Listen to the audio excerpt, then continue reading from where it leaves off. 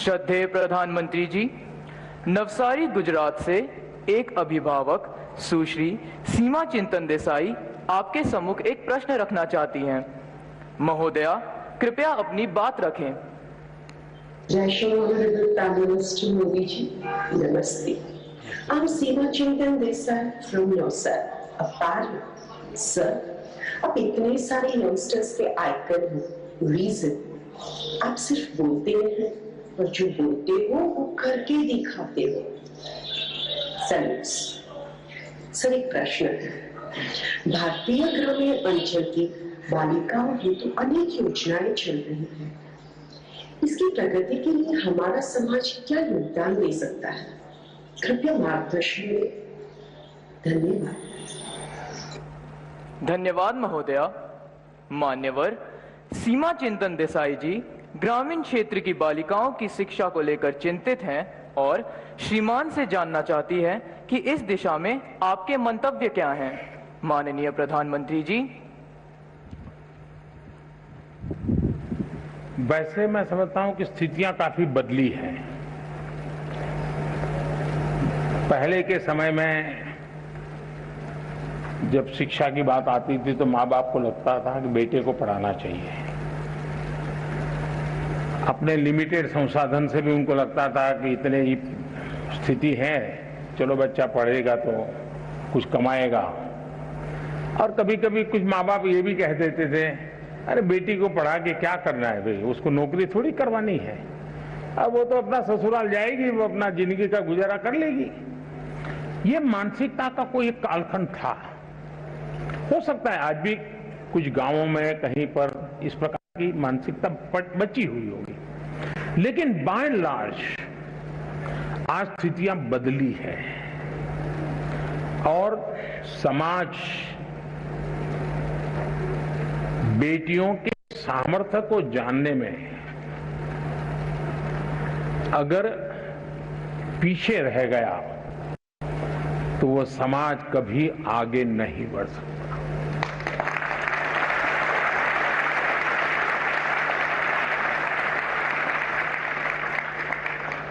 कभी कभी तो आपने ऐसे परिवार देखे होंगे जहां पर ये कहते होंगे भाई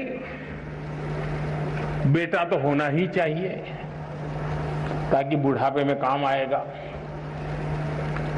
बेटी तो क्या है वो तो ससुराल चली जाएगी, वो क्या काम की। ऐसी भी एक सोच हमारे समाज में है और कभी तो थी। लेकिन इतिहास अनुभव करता है और मैं इन चीजों को बड़ी बारीकी से देखता हूं। मैंने ऐसी कई बेटियां देखी हैं जिन्होंने माँ बाप की इकलौती बेटी, माँ बाप के सुख और उनकी बुढ़ापे की चिंता के लिए खुद ने शादी नहीं की और माँ बाप की सेवा में जिंदगी खपा दी, जो बेटा नहीं कर सकता, ये बेटियों ने किया। और मैंने ऐसे भी परिवार देखे हैं कि घर में 4 बेटे हैं, 4 बेटों को 4 बंगला है, सुख चैन की जिंदगी है, दुख कभी देखा नहीं है, लेकिन माँ बाप वृद्धाश्रम में जिंदगी गुजार रहे हैं। ऐसे भी बेटे मैंने देखे।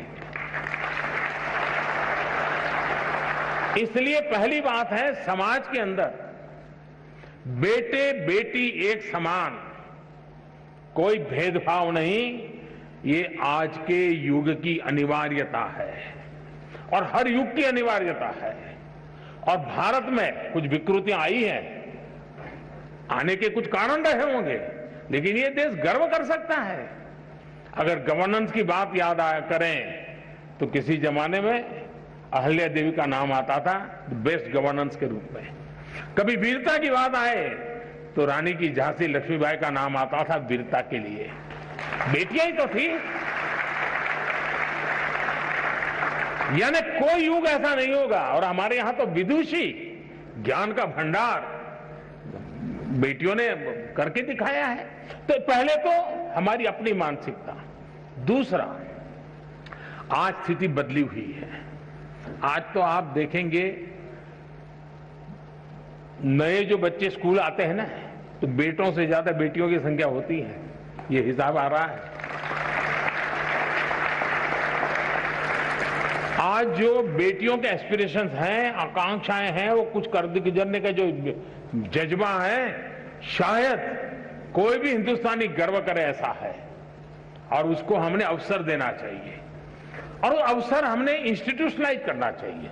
कोई एक परिवार अपने तरीके से कर ले ऐसा नहीं। जैसे आपने देखा होगा खेलकूद में, आज खेलकूद में किसी भी स्तर का खेल चलता होगा, भारत की बेटियां हर जगह पे कहीं न कहीं अपना नाम रोशन कर रही है। विज्ञान का क्षेत्र देखिए, इतने बड़े बड़े अचीवमेंट विज्ञान के आते हैं, तो देखोगे तो उसमें आधे से अधिक तो हमारी बेटियों ने कुछ न कुछ पराक्रम होता है विज्ञान के क्षेत्र में। आप 10वीं 12वीं के रिजल्ट देख लीजिए, बेटों से ज्यादा बेटियां ज्यादा लाती है, पढ़ने की पास होने वाली की संख्या बेटियों की ज्यादा होती है।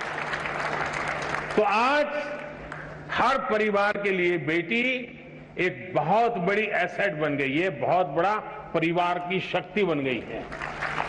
और ये बदलाव अच्छा है। ये बदलाव जितना ज्यादा होगा उतना लाभ होगा। अब आप देखिए, तो गुजरात से ही हैं जिन्होंने सवाल पूछा है। गुजरात में जैसे पंचायती राज व्यवस्था, अच्छी पंचायती राज व्यवस्था है, 50% इलेक्टेड बहनें हैं।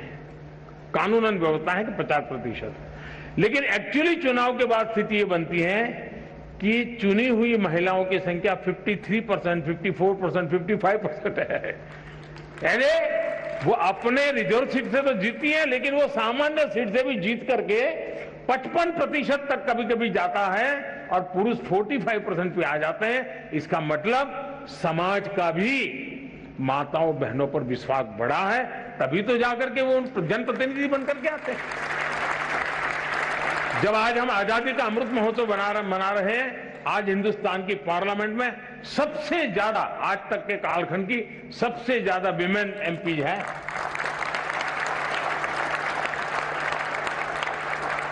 और गांव में भी देखा जा रहा है कि जो पढ़ी लिखी बेटियां हैं उनको लोग ज्यादा चुनना पसंद करते हैं।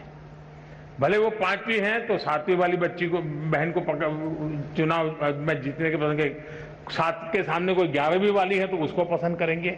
यानी समाज में भी शिक्षा के प्रति सम्मान का भाव हर स्तर पर नजर आ रहा है। आज आप एजुकेशन फील्ड देख लीजिए, शायद कभी न कभी तो पुरुषों की तरफ से मांग आने की संभावना है। मैं किसी को रास्ता नहीं दिखा रहा हूं, पॉलिटिकल पार्टी वालों को, लेकिन कभी कभी संभावना है कि पुरुष जुलूस निकालेंगे कि टीचर में हमारा इतना % आरक्षण तय करो, क्योंकि ज्यादातर टीचर हमारी माताएं बहनें हैं। उसी प्रकार से नर्सिंग में ज्यादातर जो सेवा भाव, मातृभाव होता है, वो आज नर्सिंग के क्षेत्र में भारत का गौरव बढ़ा रहा है। भारत की नर्सिंग दुनिया में जहां जा रही है, भारत की आन बान शान बढ़ा रही है। इवन पुलिसिंग में, पुलिसिंग के अंदर आज हमारी बेटियां बहुत बड़ी मात्रा में आ रही हैं। अब तो हमने एनसीसी में बेटियां, सैनिक स्कूल में बेटियां, आर्मी में बेटियां, जीवन के हर क्षेत्र में, और ये सारी चीजें इंस्टीट्यूशनलाइज हो रही है। और मुझे समाज से भी यही आग्रह है कि आप बेटे बेटी में कोई अंतर मत कीजिए, दोनों को समान अवसर दीजिए। और मैं कहता हूं शायद समान इन्वेस्टमेंट से ही, समान अवसर से ही अगर बेटा 19 करेगा तो बेटी 20 करेगी।